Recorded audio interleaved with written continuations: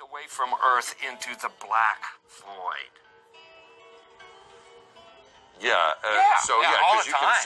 Because you can see the stars. Oh yeah.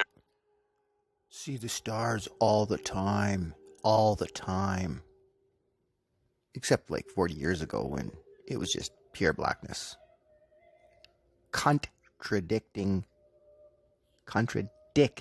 pricks.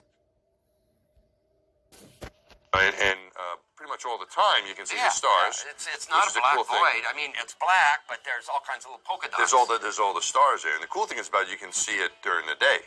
And when you're in space and you're looking into deep space and you're on the sun side of the orbit, the sunlight washes out all the starlight, so you can't see any stars, just like here on Earth. There's all the stars there, and the cool thing is about it, you can see it during the day. The sunlight washes out all the starlight, so you can't see any stars, just like here on Earth. But then when you look out into deep space away from the sun, it's the darkest black you can imagine. Yeah, you can, and there's more than stars. You can see planets. You can see moons. You see the gas. This is what clowns look like in without their makeup. just hanging there in a vast sea of darkness, and the most frightening darkness that you could ever imagine. Magellan clouds of the you Milky Way see galaxy. the Magellanic clouds. Magellanic. See, I just wrote the Magellan well, there's a large clouds. one and a small one, right? Yeah. The sky is a deep black when viewed from the moon, as it is when viewed from cislunar space, the space between the Earth and the moon. And then you can see the zodiacal lights. Whoa. Those are amazing. Right before the lights sunrise. of the zodiac. The lights of the zodiac. The zodiacal lights. Okay. Mr. Armstrong, I do realize that when you were on the moon, you had very little time for gazing upwards. But could you tell us something about what the sky actually looks like from the moon, the sun, the earth, the stars, if any, and so on? The sky is a deep black when viewed from the moon, as it is when viewed from cislunar space, the space between the Earth and the moon. The Earth is the only visible object other than the sun that can be seen, although there have been some reports of seeing planets. I myself did not see planets from the surface, but I suspect they might be visible. There's more than stars. You can see planets. You can see moons. You see the gas. The sky, of course, was black, but it had sort of a velvet sheen to it. The biggest visual surprise was just how black the sky was. You have a brilliant sun, brighter than any sun you normally would see, even here in New Mexico. You have these extraordinarily high mountains. We were in a valley deeper than the Grand Canyon. But then you have this black sky, a sky blacker than black, as the old Vidicon expression used to be.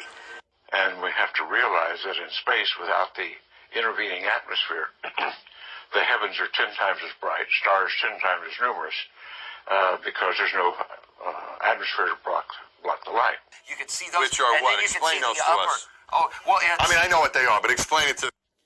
Did you hear that? The stars are 10 times as bright. So on the nicest, darkest night, you can see all the stars out in the country. Multiply that by 10 times. That's pretty bright. Too bad you aren't. Explain it to the it's audience. It's this vertical column of fuzzy glow that comes up perpendicular to the horizon shortly before the sunrise. Just the inherent beauty of it, the velvet, bottomless bucket of the universe. In just hanging there in a vast sea of darkness, and the most frightening darkness that you could ever imagine. I've often tried to explain the difference between darkness, when you turn out the lights and it's dark in here, or blackness. Blackness is the endlessness of it all. It's hard to comprehend. When you get up on a clear night in Colorado, up in the mountains where there's no light and you can see all these stars, well, multiply that by 1,000. That's what it's like in space. And we cannot see stars. Now it's 1,000 times brighter. You know, the thing about a lie is you have to remember your lie. And most people that lie are so fucking stupid. They can't do that. Nice thing about a truth You don't have to remember it at all, because it's the fucking truth. How filthy retarded are you? I was just a systems engineer on a well-functioning spacecraft coming home. And so, sure, I had work to do, but not nearly as pressing as before. And we were oriented such that we were rotating to keep thermal balance on the spacecraft, and oriented in such a way that every 2 minutes, the Earth, the Moon, the Sun, and a 360-degree panorama of the heavens appeared in the cabin window. And that was awesome. It was an overwhelming experience. And we have to realize that in space, without the intervening atmosphere, and we cannot see stars, the heavens are 10 times as bright, stars 10 times as numerous, because there's no atmosphere to block the light. Black. That's Edgar Allan Mitchell. He's dead now. Dead men tell no tales. And this gentleman right here is Neil Armstrong. If I'm not mistaken, they're both astronauts. They both went on the missions together. One saying that black is pitch black, and the other one saying it's 10,000 times brighter, or whatever the fuck they're saying. But you kind of... From cislunar space, the space between the Earth and the Moon, the space between the Earth and the Moon. Since the Moon has no atmosphere, then a daytime picture, if you're there in the daytime of the Moon, you see a full night sky of stars, even with the sun in the sky as well. When you looked up at the sky, could you actually see the stars and the solar corona in spite of the glare? We were never able to see stars from the lunar surface or on the daylight side of the Moon by eye without looking through the optics.